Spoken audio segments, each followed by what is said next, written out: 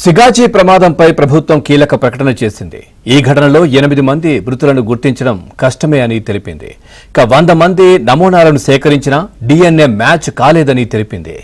వీరిలో రాహుల్, శివాజీ, వెంకటేష్, ఇర్ఫాన్, జస్టిన్ తో పాటు విజయ్, అఖిలేష్, రవిలు కాలి బూడిదై ఉంటారని అనుమానం వ్యక్తం చేసింది. మృతుల కుటుంబాలు వెనక్కి వెళ్లాలని పోలీసులు ఆదేశించారు. వారంతా 3 నెలల తర్వాత రావాలని అడిషనల్ కలెక్టర్ చంద్రశేఖర్ తెలిపారు.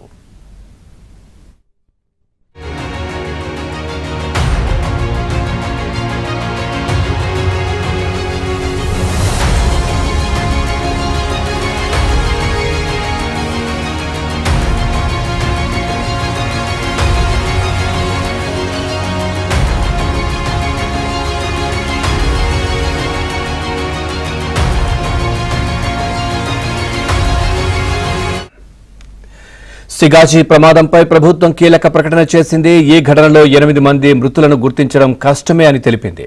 ఇక 100 మంది నమూనాలను సేకరించినా DNA మ్యాచ్ కాలేదని తెలిపింది. ఇక వీరిలో రాహుల్, శివాజీ, వెంకటేష్, ఇర్ఫాన్, జస్టిన్ తో పాటు విజయ్, అఖిలేష్, రవిలు కాలి బూడిదై ఉంటారని అనుమానం వ్యక్తం చేసింది. మృతుల కుటుంబాలు వెనక్కి వెళ్లాలని పోలీసులు ఆదేశించారు. వారంతా 3 నెలల తర్వాత రావాలని అడిషనల్ కలెక్టర్ చంద్రశేఖర్ తెలిపారు.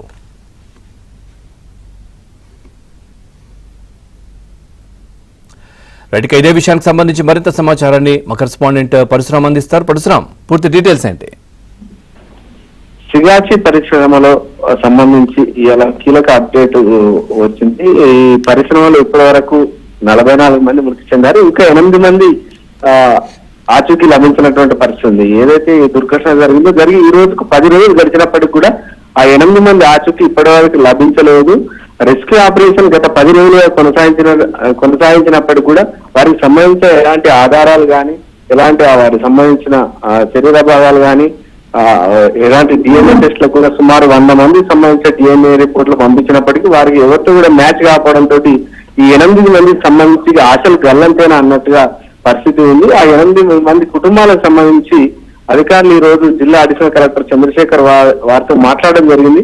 మరి ఆచూకీ లభించని పక్షంలో వారు ఇంటికి తిరిగి వెళ్లాలని, వారికి సంబంధించి కేంద్ర ప్రభుత్వానికి లేఖ రాసి సుమారు 3 నెలల తర్వాత వారికి సంబంధించిన ప్రకటన కేంద్ర ప్రభుత్వం నుంచి జవాబు వచ్చిన తర్వాత ప్రకటన చేయడం జరుగుతుందని చెప్పి బాధిత కుటుంబాలకు అడిషనల్ కలెక్టర్ చెప్పడం జరిగింది. అయితే ఆ బాధిత కుటుంబాలు మాత్రం తీవ్ర నిరసన వ్యక్తం చేస్తున్నట్టు పరిస్థితి ఉంది. ఎందుకంటే తమ వారి ఆచూకీ లేదు, కనీసం వారికి సంబంధించిన ఎలాంటి వివరాలు లేవు, ఏమయ్యారో తెలియదు, కనీసం వారికి సంబంధించి మరణ ధృవీకరణ పత్రం కావచ్చు అలాంటి ప్రకటన కూడా లేకపోవడంతో తమకు నష్టపరిహారం కూడా వస్తుందా లేదా అనే ఆందోళన వారిని నెలకొన్న నేపథ్యంలో జిల్లా అధికారులు చెప్పినటువంటి ఈ అంశంతో వారికి తీవ్ర నిరాశకు గురైనటువంటి పరిస్థితి ఉంది.